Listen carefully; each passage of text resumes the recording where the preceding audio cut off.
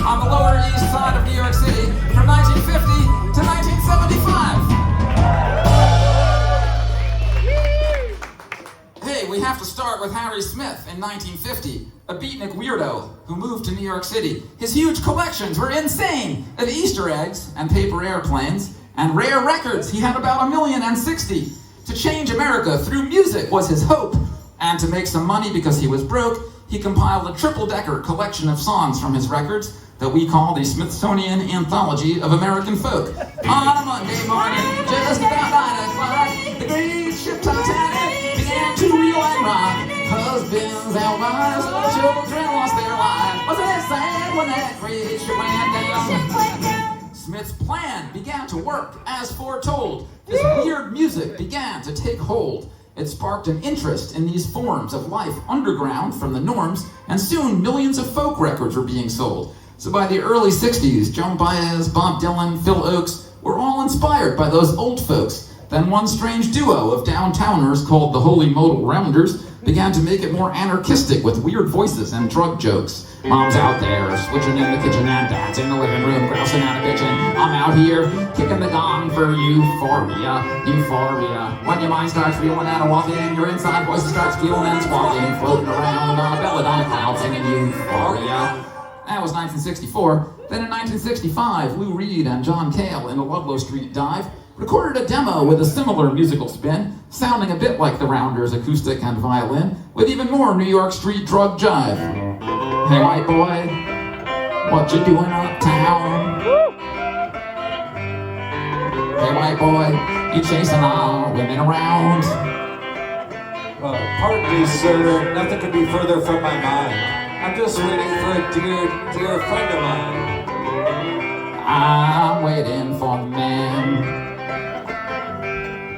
Well, a little earlier in 65, the Holy Modal Rounders had met some other intellectual thugs on East 10th Street who called themselves the Fugs. The Fugs were recorded by that same Harry Smith, playing the punkiest songs yet to exist. Lo-fi noisy stuff about poetry, sex, and drugs. I don't have a bedtime, I don't need to come, for I have become an amphetamine bum. If you don't like sleeping and don't want to screw, then you should take lots of amphetamine too.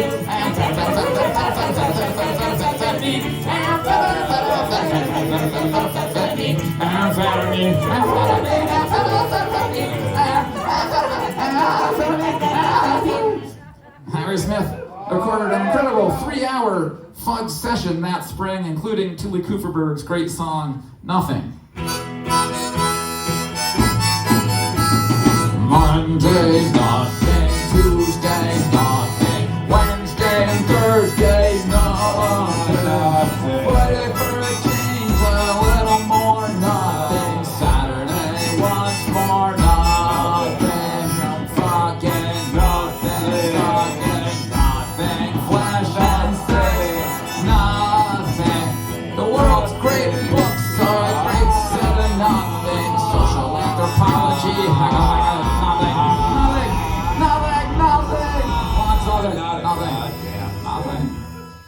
The Fugs were real poets with real topics to speak out, and through the new underground scene, this weird music began to leak out, beginning the punk idea that anybody could do it without needing much musical ability to it, and this new weird music started getting called freak out.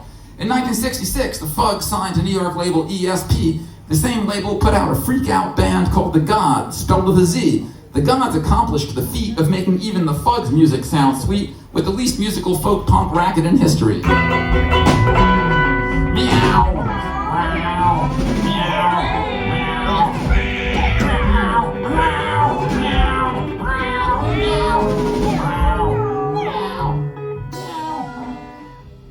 It really sounded exactly like that. Far from the West Coast hippie scene, New York's underground music was far from mainstream. It was intellectual, but noisy and hectic, and then the Velvet Underground went electric and made folk punk more beautiful and more extreme.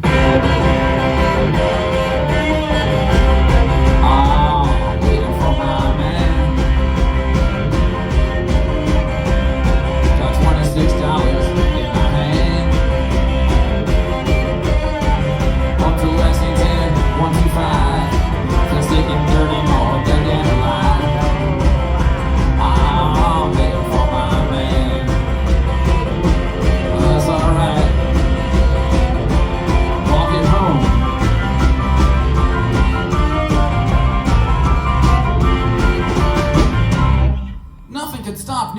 strange folk punk tide, in 1968 came David Peel and the Lower East Side.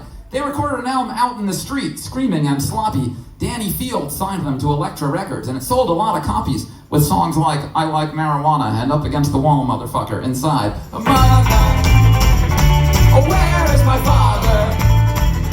Oh, where is my brother? Oh, they're at war. Oh, they're at war.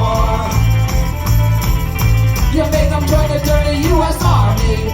You told them all a filthy white lie. You gave them all the bullshit and baloney. And now my brother and my father gonna have to die. And the Stooges were a freak-out band in Detroit, but folks ignored them until Danny Fields brought them to New York and had John Cale of the Velvets record them. While most acid rock was turning into progressive, the Stooges instead went raw and aggressive, and Iggy Pop sang about degradation and boredom. Alright, well, it's 1969, okay? War across the USA. It's another year for me and you. It's another year with nothing to do. It's another year for me and you. Another year with nothing to do. Well, it's 1969, baby. Well, it's 1969, baby.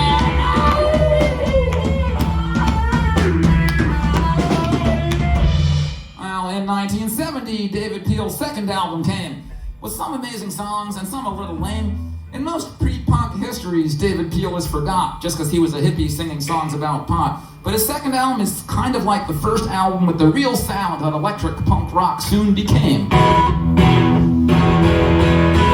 are from the Lower East Side. We don't give a damn if we live or die. We are from the Lower East Side. We don't give a damn if we live or die. And even though it was a few years before this was something the Clash would also later do, this album even had a song that mixed punk with reggae. The very nice song, I Want to Kill You. 1, 2, 3, 4. They're called the people of the future generation. They're called the people in a world of aggravation. They're called the people in a life of demonstration. We've got to change the world before annihilation. Gonna get a rifle and I'm gonna get it done. I am out to kill you and I'll have a little fun. I am out to murder you, I'm going to attack. I am out to kill you, you're gonna be on my back. Oh, I want to kill you. Kill, kill, kill. I want to kill you. Kill, kill, kill. Well, in 1971, Lester Bangs first writes the word punk to describe 60s enthusiastic teenage rock junk, and in 1972, the New Yorker Lenny Kaye puts out the 60s garage rock compilation Nuggets and coins the phrase punk rock in the liner notes of it, although punk rock would soon come to mean something different from the 60s pop songs that Lester and Lenny thunk. Like this one. Well, I feel depressed, I feel so bad. 'Cause you're the best girl that I've ever had. I can't get your love, I can't get satisfaction. Oh, little girl, psychotic reaction. And I feel like this.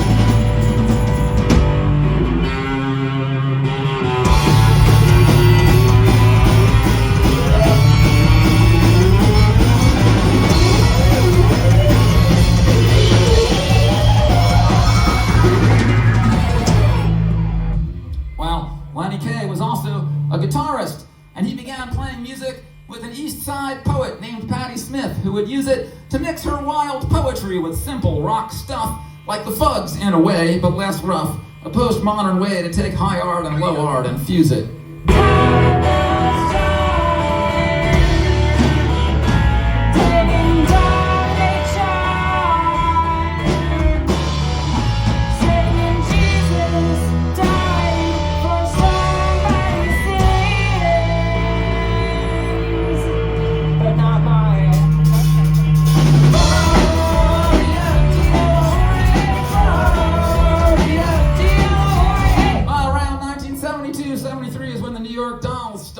mixing trash and drag fashion with a rock and roll heart. The Johnny Thunders, David Johansen sound mixed the old-style simple rock with the new New York underground and sort of defined the moment when stupid on purpose became the new smart.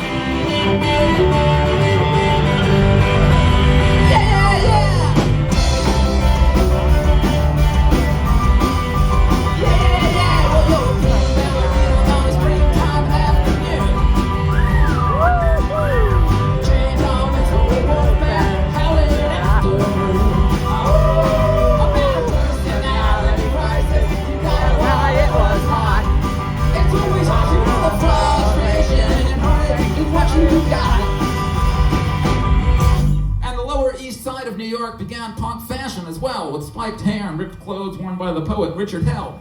Hell was in television, the Neon Boys, the Heartbreakers, the Voidoids, and he wrote the song that gave the new 70s punk generation its first anthem yell. I was saying, get me out of here before I was even born.